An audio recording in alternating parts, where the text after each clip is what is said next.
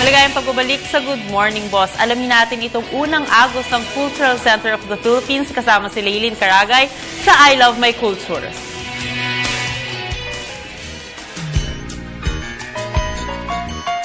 Good morning mga boss! Nandito ako ngayon sa Pasilio Vicente Manansala ng Cultural Center of the Philippines para silayan ang mga likha ni Bascon, Bumatay at Cabildo kung saan nandito ang kanilang mga installations. Kaya tara at silayan natin ang mga ito. Unang agos, Filipino for First Stream or Current. Ito ay first of a series of exhibitions ni Bascon, Bumatay at Cabildo na participants ng Outlook Point Foundation Artist Summit. Ipinakita nila sa kanilang mga installations ang paggamit ng found objects, religious adornments, glass, rope, wood, at light. The final artworks create an exhibit that questions the meaning of art, history, significance, and identity. Tell us something about dun sa art pieces mo for today.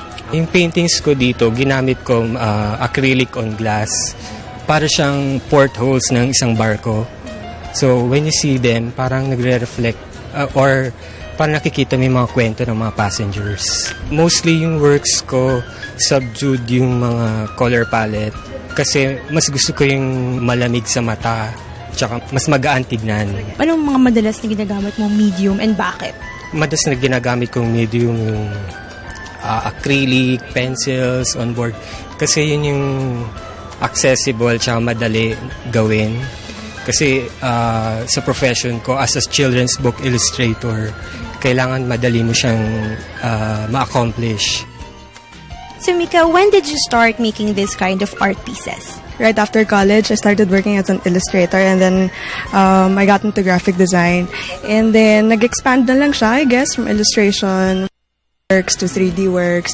And then there was this one summer na I started using crochet for fiber art, for soft sculptures. So what are your influences when it comes to making installations or soft sculpture?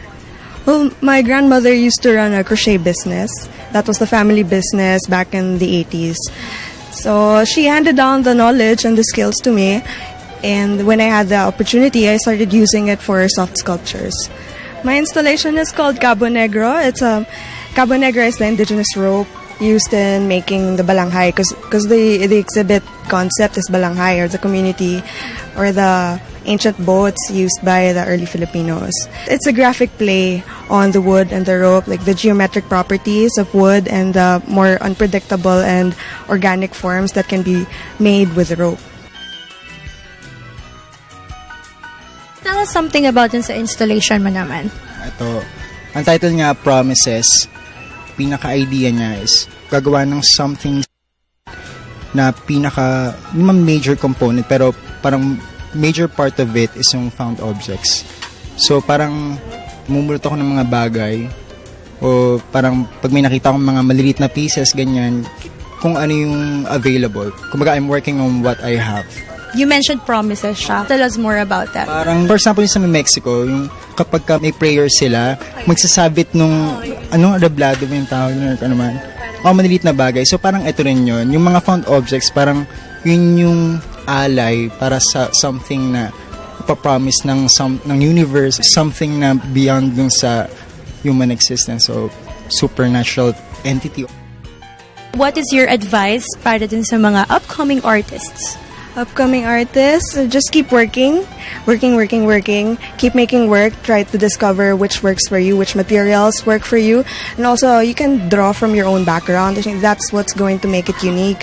Like when you draw from your own personal background, because we all have a very unique family background and educational backgrounds, experiences. Just follow their passion. Kung ano man yun. Kasi magiging yun yung heartfelt motivation in life para magpursige.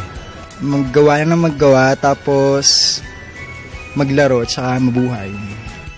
Hinihikayat po namin kayong lahat na sumali sa ganitong klaseng mga exhibit para may pagmalaki at makita ang inyong mga likha. Leylin Caragay para sa I Love My Culture.